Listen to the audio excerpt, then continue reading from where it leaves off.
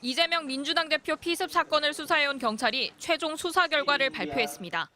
피의자 김모 씨의 주관적인 정치적 신념이 극단적 범죄로 이어졌다고 결론을 내렸습니다.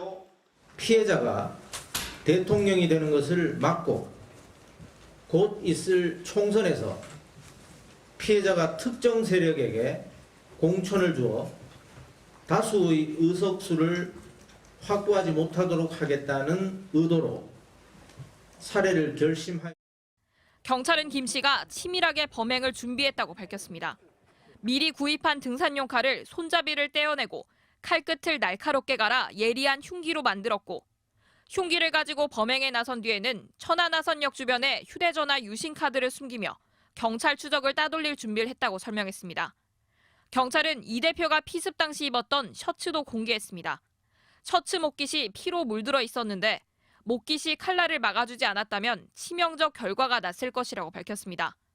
7,700자 분량에 남기는 말에는 사법부 안에 있는 종북 세력으로 이 대표의 재판이 지연된다거나 나라가 좌파 세력에 넘어간다는 내용이 담겨 있었다고 덧붙였습니다.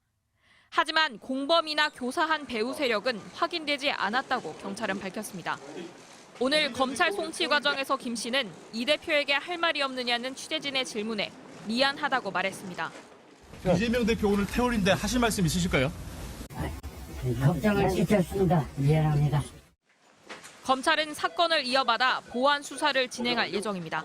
MBC 뉴스 김민아입니다. 먼저 범행 동기입니다.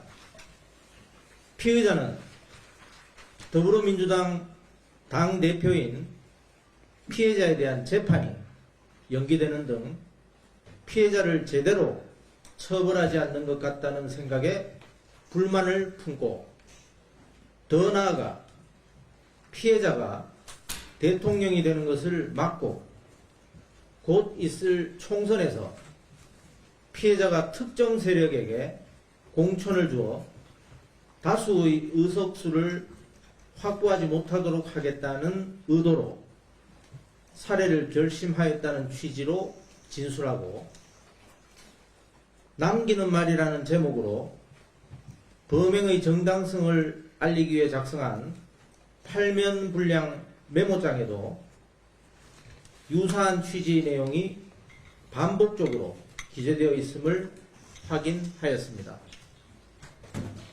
이와 함께 디지털 포렌식 자료와 참고인 진술, 프로파일러의 진술 분석 등을 종합하면 결국 피의자의 주관적인 정치적 신념이 극단적 범행으로 이어졌다고 분석됩니다.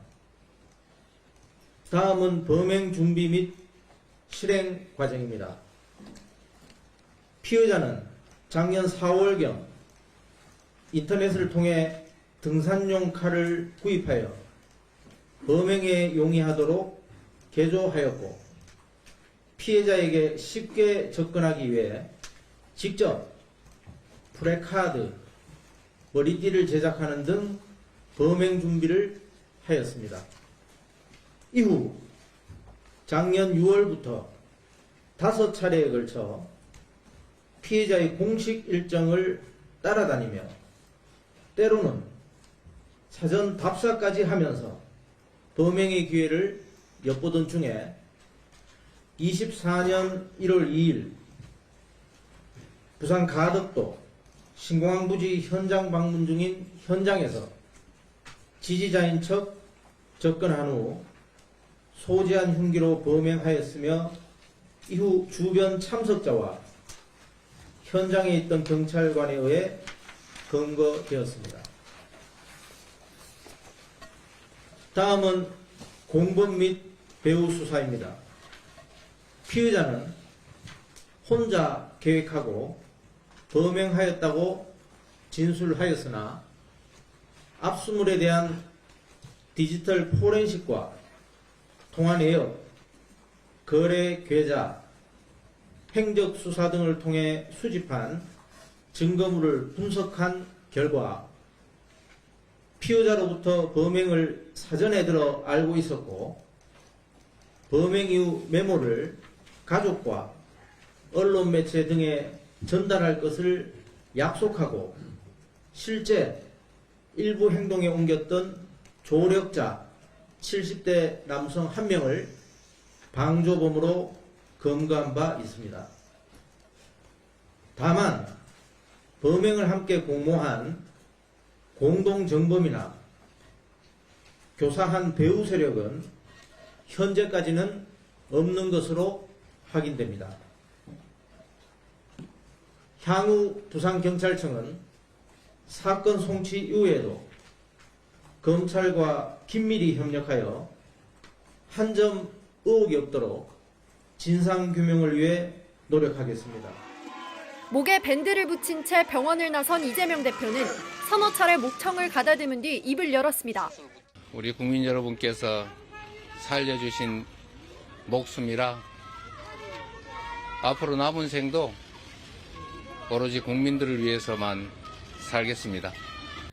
절망을 잉태하는 죽임의 정치가 아닌 희망을 만드는 살림의 정치로 바꾸는 계기가 되도록 자신부터 노력하겠다고 말했습니다.